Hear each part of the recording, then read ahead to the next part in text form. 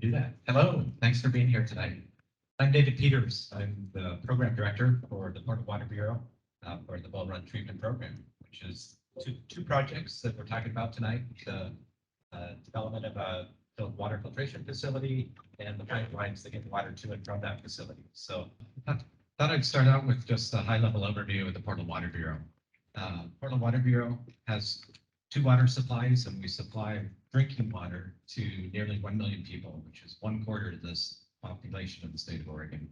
And we've been doing that for over 100 years. And to date, we've been an unfiltered supply, but we are now in a compliance agreement with the Oregon Health Authority to do something more. Our primary supply is the Bull Run watershed. It's a surface water supply, and that is the supply that we need to filter. And that supply is about 25 miles from downtown as you head towards Mount Hood, kind of in the foothills. And then we have 3 pipelines that run from there and bring water all the way into town, Cal Butte, and then Washington Park and Mount Tabor, all by gravity. And this filter plant that we're talking about will actually be installed about halfway into town. So it's about 10 miles from our watershed on the just on the outskirts of Gresham. So in the boring area, not quite to Sandy. So it's out there a little ways. We do have a secondary supply, the Columbia South Shore Wellfield, all of our water mixes at Cal Butte, and that's what provides the supply into our retail customers in Portland. We've used 100 million gallons of water per day on average. So, next slide. So we are, for the 100 years, our supply has been pretty easy to treat. We put it in the pipes, add a little chlorine, and send it to your taps. That is changing with new regulations.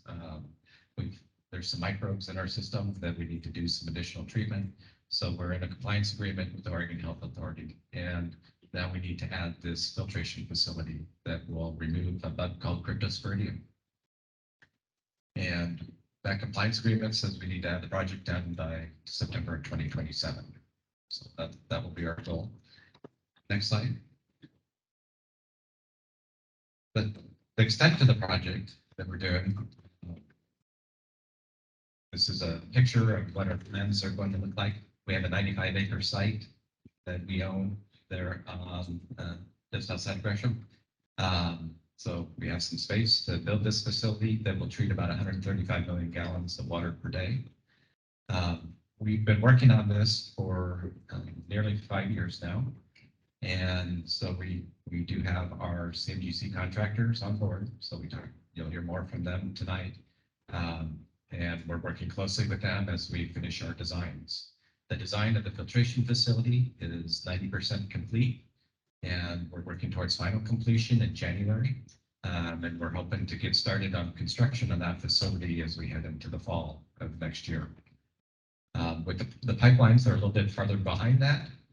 We've just finished the 60% design on that. For 90% just before Christmas, and then final completion as we head into next summer. Also with the thought of getting construction started on that towards the end of 2023 or early 2024. So we do hope to have the RFPs out soon. You'll hear more the details about all of that as we go throughout the evening tonight. Next slide. So we realize this is a big project. We're going to need a lot of help. There's going to be a lot of opportunities for each of you to help. And we want to get that word out there that we need help on these projects. And so we hired the best people to do that in Andre Bob and Bay Birch and their firms.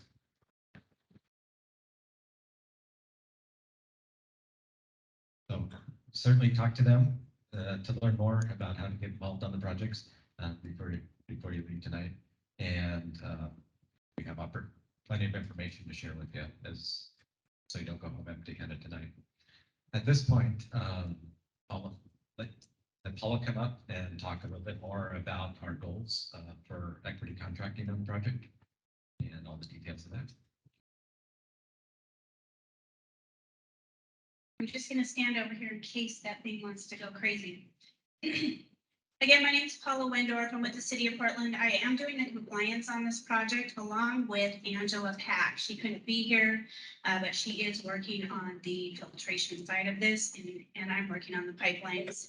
But we're tag teaming it, so you get me tonight. I'm going to talk about the project and what it's governed by, the Regional Workforce Equity Agreement, and the Construction Diversity and Inclusion Policy. And we're going to talk a little bit more deeper than I normally do on these processes as we go through it. You will be hearing more about a Project Labor Management Community Oversight Committee, and that is on each project that we're going to be talking about tonight. Next slide. Thank you.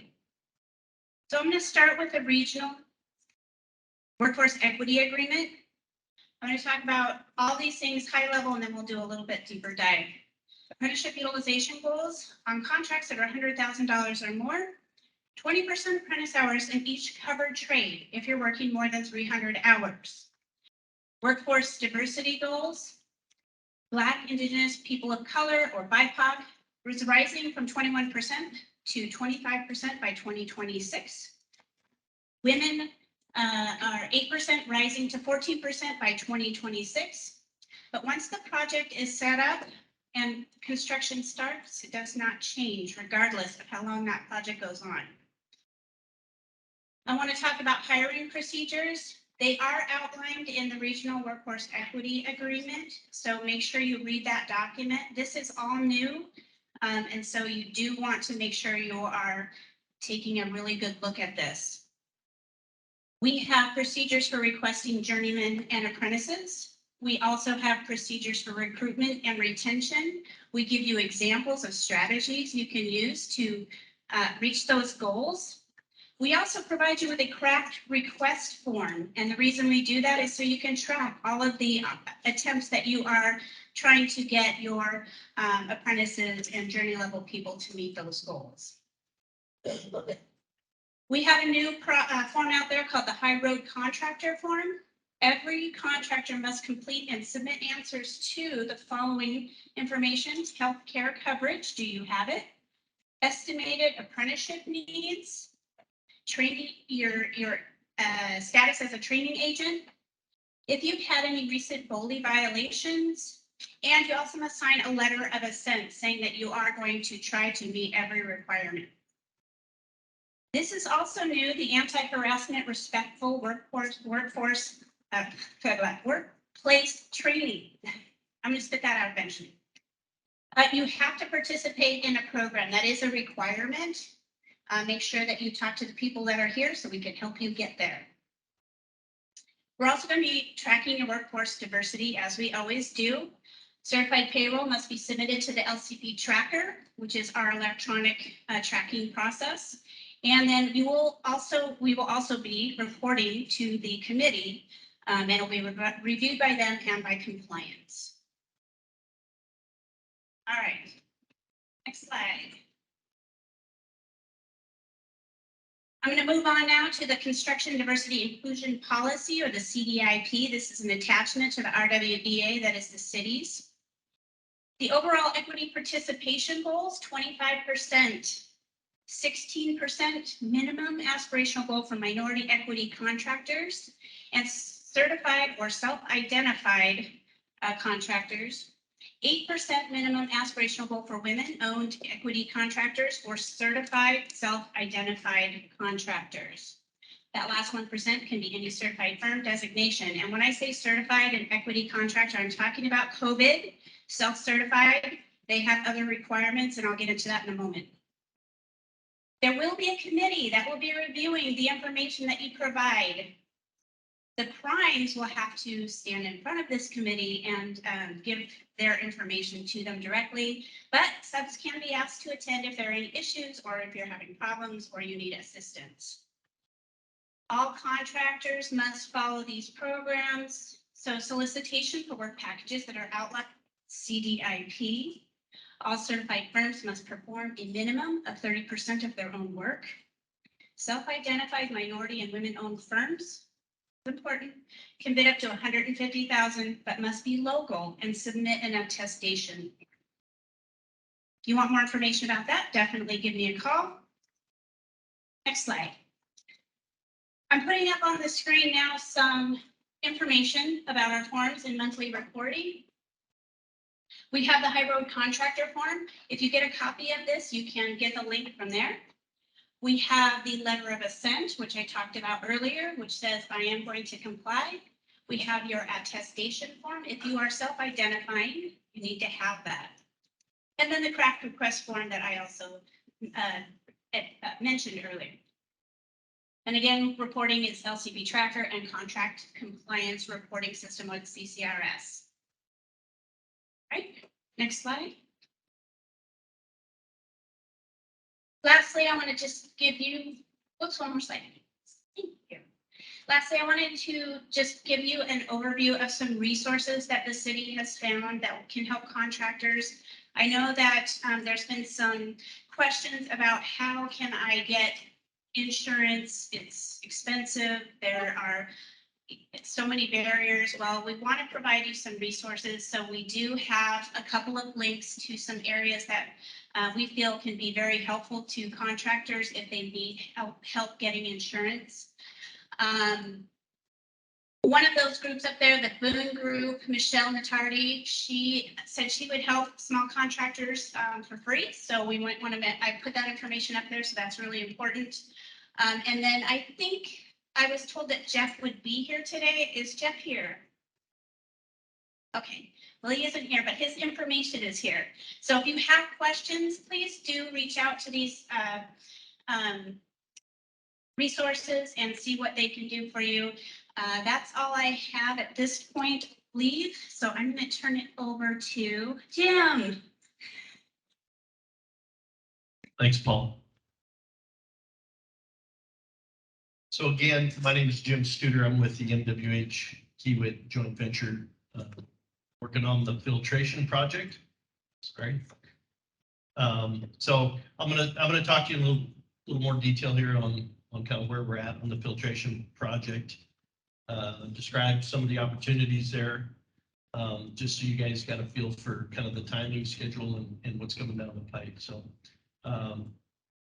the facility overview. Here's a kind of artist rendition. You can see it's a filtration facility, so it's got sedimentation, filtration. It's got a large buried CT basin and clear well for storage of the finished water.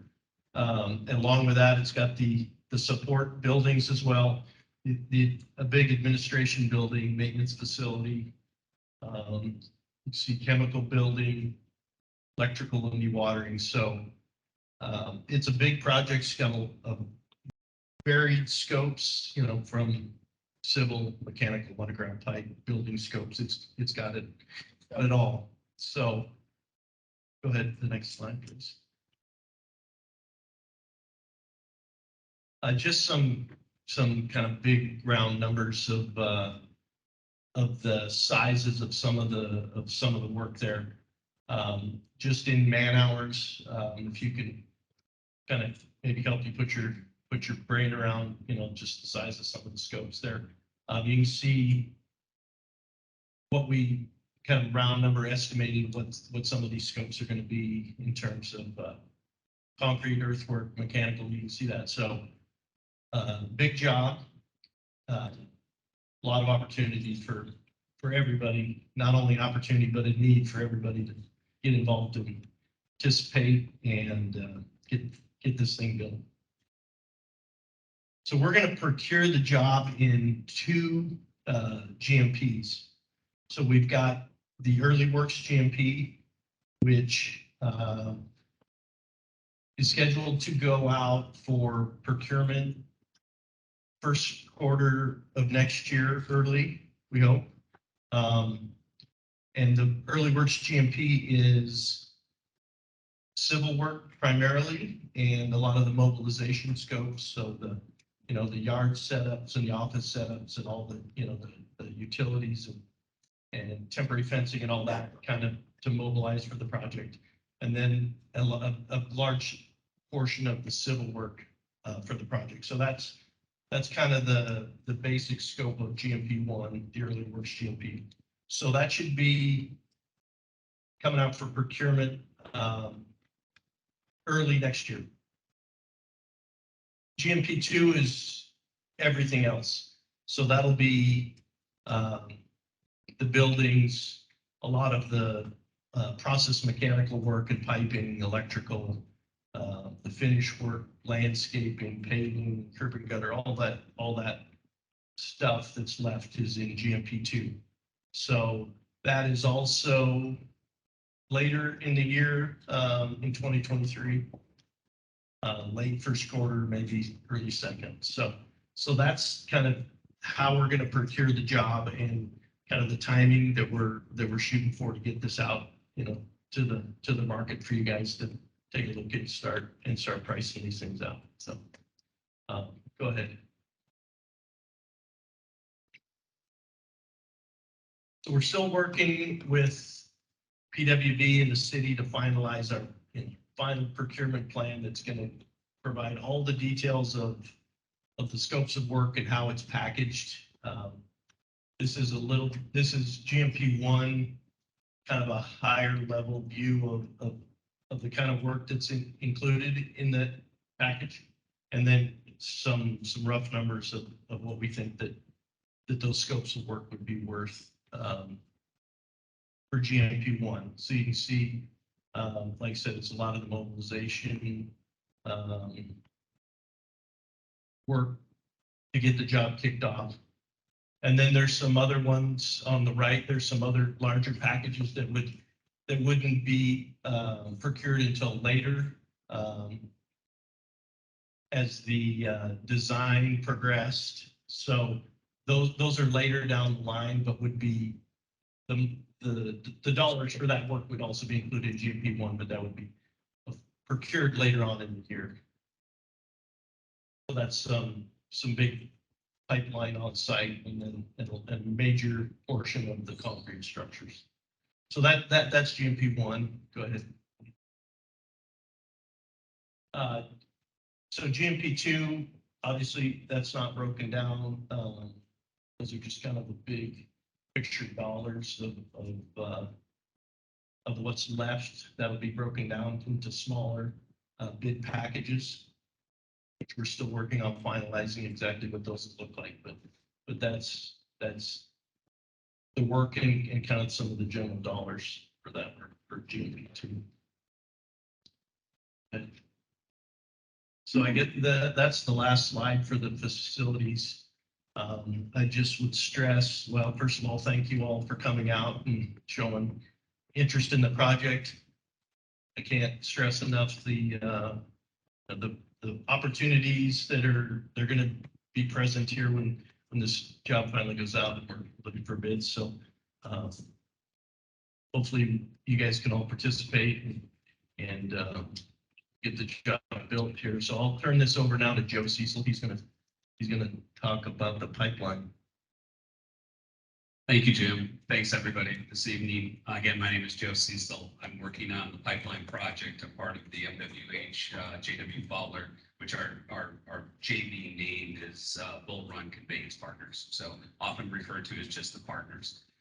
We're doing a pipeline that is leading the raw water side, the unfiltered water pipeline, which is 2 parallel 72-inch pipes that are coming in from connecting to the existing conduits on Lusted Road, bringing that up to the facility that Jim just spoke about. That pipeline essentially is approximately a half a mile, parallel 72 inches, with a tunnel, some trenchless, open cut, and as well as the shaft, the tunnel shaft, bringing the pipeline and water source to the facility, bringing it up about 230 feet. From the clear well, from the treatment facility side, on the back side of on the clear well, we'll be coming out with 2 parallel 66-inch pipes, essentially runs up with a microtunnel up to Dodge Road, runs up Dodge and up to our intertie structure. The intertie structure is a control structure where our 2 66 are coming in. We have 3 pipes coming out of that essentially reconnect back up to the existing conduits to bring the water here to City of Portland. So, and that overall is approximately 4.2 miles of pipeline. So, to just referenced our overall project, smaller obviously than the facilities project, but in the 500,000 hours of craft labor. So. And looking at our packages, as mentioned, I think from some of the folks, we're a little bit earlier on, we're just receiving the 60, we just finished doing the cost estimating on the 60% design documents, 90% is coming out at Christmas. So we're a little bit earlier on in our packages, but to give you an idea of some of the packages that we're looking at, we've got some very large pipeline packages. Currently, right now, we have up to 6 segments for the finished water pipeline. As you can see, so various ones of those are multiple packages that we're looking at how we may bid those out to maximize opportunity for team members to be able to be part of the team. So essentially, pipeline projects, as well as we have some auxiliary packages, some of the detour, traffic control, the aggregate trucking, pipe abandonment at the end of the project once our line is in place. So next slide.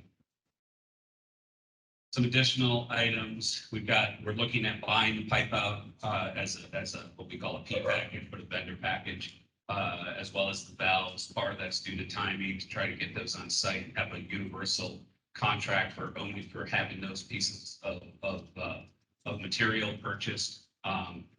In addition, the site services, we have various site services packages similar to the facilities project with our office trailers, sweeping efforts, the survey, some of the services tied to the project itself. So with that, thank you again, everybody, for coming this evening. We look forward to working with you. A lot of great opportunities on the pipeline project as well as the facility project. So appreciate your time this evening. I think I'm handing it over to Charles on the pre-apprentice program. Thanks, Joe. Hi, Charles Menigo. I work for POIC, which is a construction pre-apprenticeship program. I'm going to be here. Thanks, Ron. I'm going to be here representing pre-apprenticeship. And, one of the things that we're really focused on is diversifying, this side of the work, producing qualified young apprentices, because a lot of these projects, like I was telling Andre, are in backyards of folks who look like myself, right? They're just looking for opportunities to prove that, they are qualified workers, right? So yeah, like I said, Portland Youth Builders, they represent, you see those two guys back there who are throwing me off my game. They are a pre-apprenticeship program as well, and they deal with high school youth. So they're in the high schools teaching folks about the trades and trying to, circumvent a lot of things that, the kids feel about the trades now. Also, Oregon Trades Women is a pre-apprenticeship program as well. Folks who are women and represent the BIPOC community also. And then we have Constructing Hope. Constructing Hope is a pre-apprenticeship program that is centered around focusing on recidivism. So their folks are a little bit older. They're going to be your age group, individuals who are maybe 25 and up. And then where we fall into all of that, we deal with individuals who are between the ages of 17 through 25. All of our programs are Bureau of Labor and Industry certified. They're all nationally recognized. All of our credentials and our curriculums are nationally recognized. All of our programs vary from either 8 weeks all the way on to 12 weeks. But we all have contractual agreements with BOLI stating that our kids are going to get at least 260 hours of hands-on training before we pass them off to the apprenticeship programs. Yeah, that is pretty much what we do. We have our contacts here. We'll be in the back, readily available to answer whatever questions you guys have. And I'm sure you guys are gonna have more questions centered around pre-apprenticeship and what we do a little more technically. So yeah, we'll be right back there waiting for you guys. Oh yeah, I'm gonna pass it on down here.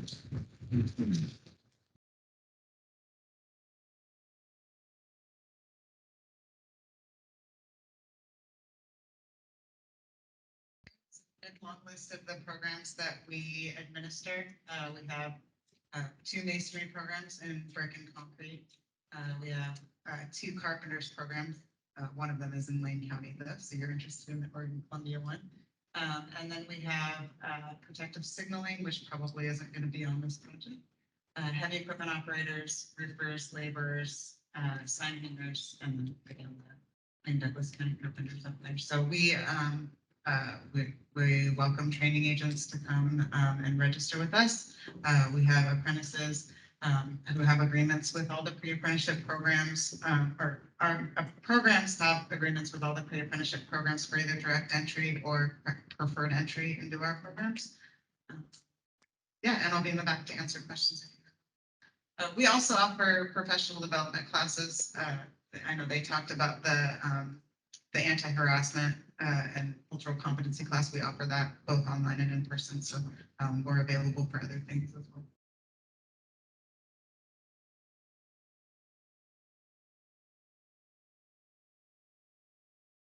So I'm Willie Myers with the Columbia Pacific Building and Construction Trades Council. Sorry, looking for you. So I represent, like I said before, 26 different crafts, which have 26 different apprenticeship programs. So there's 26 different apprenticeship programs. So we represent those workers in those programs as well as the journey workers. Will be Tawana and I worked on getting the C2P2, the Construction Careers Pathways project, which was a policy framework with Multnomah County, City of Portland, and Metro. And once that got put in place, the RWEA, the Regional Workforce Equity Agreement, is the delivery mechanism to ensure that the goals set forth in C2P2 are met. And we will both be, are you going to talk about that part? As Willie stated, sorry, it's Tawana Hennessy, our Coast Carpenters Union. We worked on the RWA, the Regional Workforce Equity Agreement. I must say that it's the first implementation. The second one is in Ohio. So we have an opportunity to work on that. And also,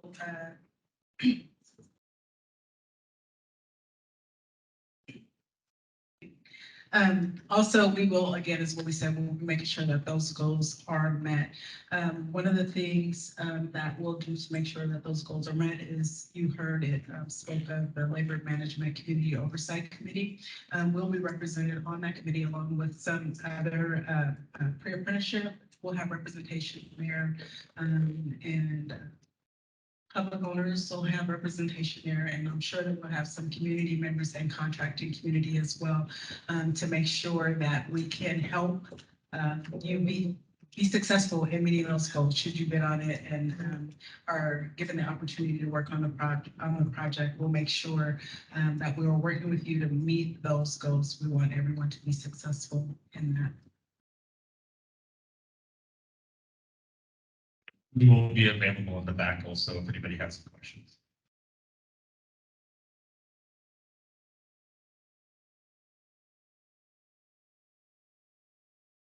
Hi, y'all. I'm Lori Rawlings. I'm the director of the Rise Up program for Oregon tradeswomen.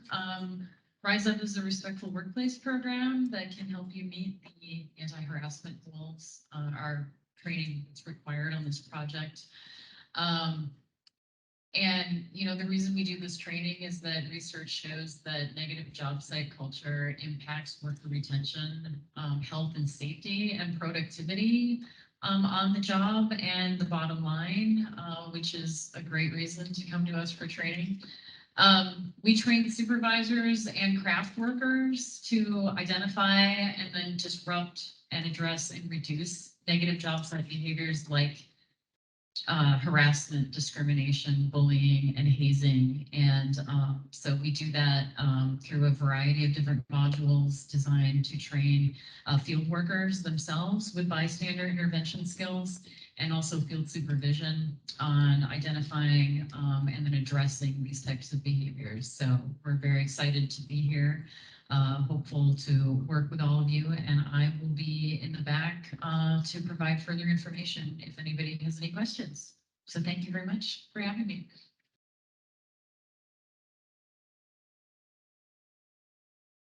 Good evening, everyone. Again, my name is Farah Fatini. I coordinate our clean air construction program, which is still relatively new. So yeah, I'll give you some of the basics tonight. But this project will be subject to clean air construction requirements, and clean air construction is a collaborative that City of Portland is part of, but also 6 other public agencies. And basically what it is promoting is the phasing out of of dirtier equipment for diesel equipment, and phasing in new cleaner equipment. So basically what the program requires is registering equipment that is non-road equipment, and also on-road equipment that is concrete mixers and dump trucks. We require that as of January 2024. So not quite yet, but probably by the time we'll be doing work. And basically there are restrictions on what equipment can be allowed on site, but all equipment has to get stickered, and then we keep track of it and we help you kind of figure out solutions for phasing in cleaner equipment. One of the important things that I want to mention is that we have resources now, and we're developing more resources for helping COVID certified and small firms meet their requirements. So right now we offer assistance to come on site, look at your fleet, and help you determine what you need to come into compliance if you're a COVID certified or small firm. We also offer free retrofit assessments, retrofits that would get you into compliance if you have diesel equipment. And then we're also actively looking for grants and other resources to help firms and reduce those barriers, especially for small and COVID certified firms. So I'll also be in the back to answer questions about clean air construction, but this is a program where we really appreciate and we want folks to participate in improving our air quality. Yeah, I'll take this slide. Yeah, it's been mentioned a couple times, but a number of the speakers here tonight, well, all of the speakers here tonight will be available afterwards to answer any of your questions. We've got kind of signs on a few of the tables at the back to tell you who's at the table. And there's also some flyers in the back. Maybe you picked one up as you came in. It's got some project information on it, as well as some resources, additional resources that you can contact on there. Okay, with that, I would ask that our speakers make themselves available at the tables at the back of the room. There's plenty of food left, folks. Please don't make us take this home with us. And yeah, please use the time for networking. Thanks again for being here.